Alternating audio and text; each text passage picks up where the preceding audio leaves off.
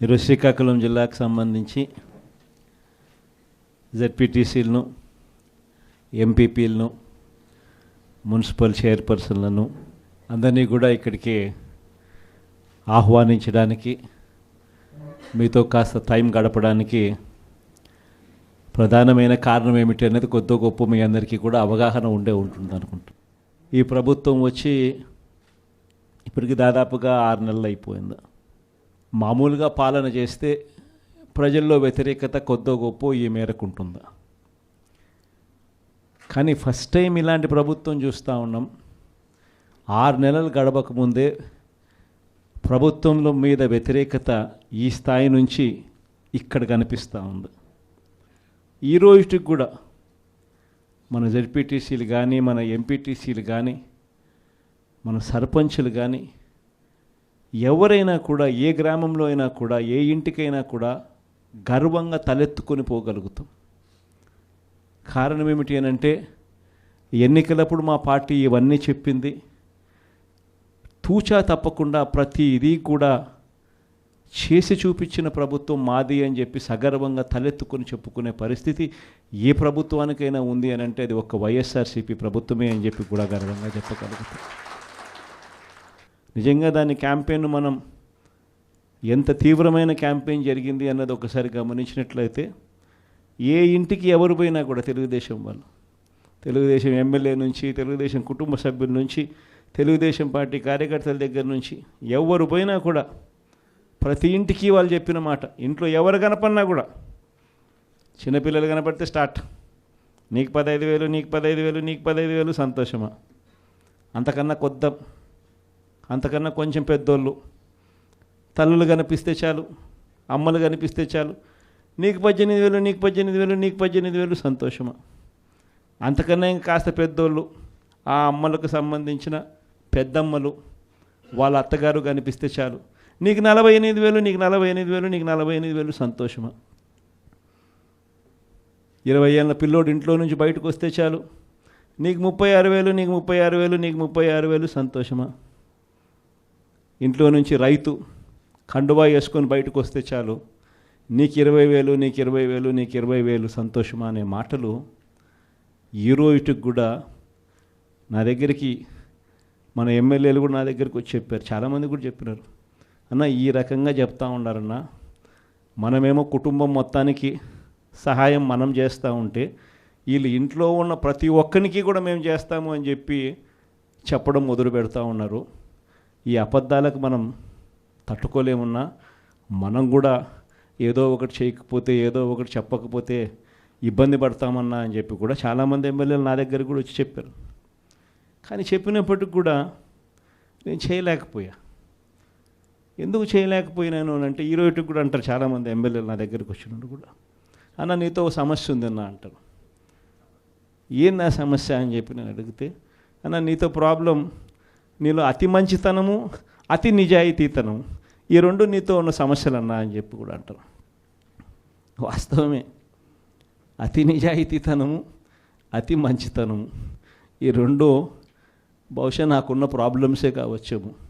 కానీ మళ్ళీ రేపొద్దున మనం అధికారంలోకి వచ్చేసరికి మాత్రం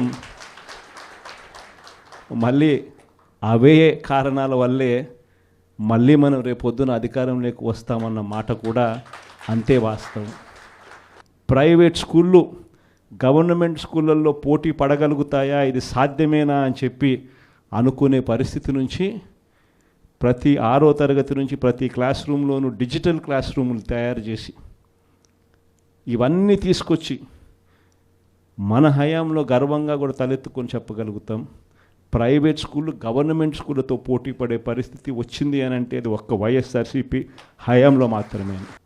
వసతి దీవెన గాలికి ఎగిరిపోయింది. పిల్లలను ఈరోజు చదువుకునే దానికోసం ఇంజనీరింగ్ కాలేజీలో యాజమాన్యాలు, మీరు ఫీజులు కట్టకపోతే మీరు చదువుకునేదానికి మేము ఒప్పుకోము, ఫీజులు తీసుకొని రండి అని చెప్పి పిల్లల్ని ఇంటికి పంపిస్తూ ఉన్న పరిస్థితులు ఈరోజు కనిపిస్తూ ఉన్నాయి. వైద్య రంగం పరిస్థితి కూడా అంతే దయనీయంగా ఉంది. ఆరోగ్యశ్రీ సేవలు మార్చి నుంచి ఇంతవరకు బిల్స్ లేవు. వ్యవసాయం పరిస్థితి అంతే. ఆర్బీకేలు స్థాపించి ఈ క్రాప్ పెట్టి ట్రాన్స్పరెంట్గా పారదర్శకంగా ఉచిత పంటల బీమా అమలు చేసి దళారీ వ్యవస్థ అనేది లేకోకుండా ఆర్బీకేల ద్వారానే పంటలు కొనుగోలు చేసి ప్రతి రైతుకు తోడుగా అండగా నిలబడే కార్యక్రమం మనం చేస్తే ఈరోజు ఏ రైతు ధాన్యం కొనుగోలులో ఏ రైతుకు కూడా కనీస మద్దతు ధర రాని పరిస్థితిలో ఈరోజు వ్యవసాయం చేస్తూ ఉన్న పరిస్థితులు ఈరోజు కనిపిస్తూ ఉన్నాయి. మళ్ళీ పథకాలు ఎలా ఉన్నాయో అని హలో అని ఫోన్ చేసి అడుగుతారంట. సరే పథకాలు ఉంటే కదా నువ్వు హలో అని చెప్తే అవతలోడు హలో అని చెప్పి మళ్ళీ చెప్పేదానికి. పథకాలు లేవు, ఫోన్ చేసి నువ్వు హలో చెప్తున్నావు. అది పరిస్థితి. ఇంత దారుణమైన పరిస్థితుల్లో ఒకవైపున ఉంటే మరోవైపున చూస్తే విచ్చలవిడిగా కరప్షన్. ఇసుక రేట్లు మనకన్నా తక్కువ రేట్లకు ఇస్తామన్నారు. ఈరోజు చూస్తే కనీసం ఆ రోజు రాష్ట్ర ప్రభుత్వానికి కనీసం ఖజానాకు డబ్బులు వచ్చేటివి. ఈరోజు రాష్ట్ర ప్రభుత్వానికి రూపాయి కూడా డబ్బు ఆదాయం రాకపోగా ఇసుక రేట్లు చూస్తే డబల్. ఈరోజు మద్యం పరిస్థితి చూస్తే గవర్నమెంట్ నడిపే మద్యం షాపులు పూర్తిగా రద్దు. ప్రతి గ్రామంలోనూ వేలం వేసి బెల్ట్ షాపులు 2 లక్షలు 3 లక్షలు అని చెప్పి వేలం వేసి మరీ బెల్ట్ షాపులు నడుపుతూ ఉన్నారు. 6 నెలలు అయిపోయింది.